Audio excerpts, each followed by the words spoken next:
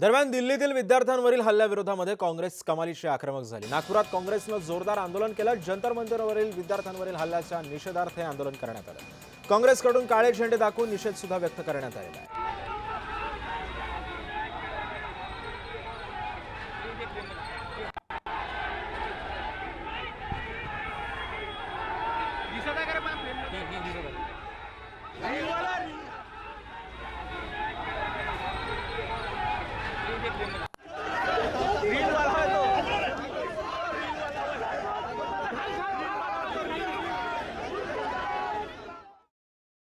आम्ही या ठिकाणी ज्या मुलांवर जंतर मंतरवर लाठीचार्ज झालेला आहे त्या मुलांच्या लाठीचार्जाच्या विरोधात निषेध करण्यासाठी या ठिकाणी आलेलो आहोत आणि शिक्षण मंत्री धर्मेंद्र प्रधान यांनी ताबडतोब राजीनामा दिला पाहिजे।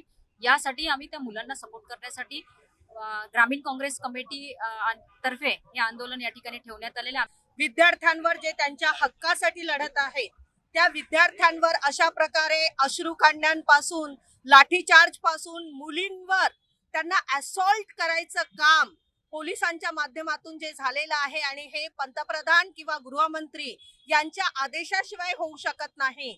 आणि अशा प्रकारे विद्यार्थी दवाखान्यात असताना देखील आपले महाराष्ट्राचे मुख्यमंत्री जे की नागपूरचे आहेत त्यांनी काल दिलेलं बयान, त्यांनी ज्या पद्धतीने आपले महसूल मंत्री बावनकुळेजी यांनी दिलेलं बयान, यावरून सत्तेमध्ये बसणारे जे आहेत ते सत्तांध झालेले आहेत आणि त्यांना जनतेचे प्रश्न दिसत नाही आणि म्हणून आम्ही आज रस्त्यावर उतरलोय।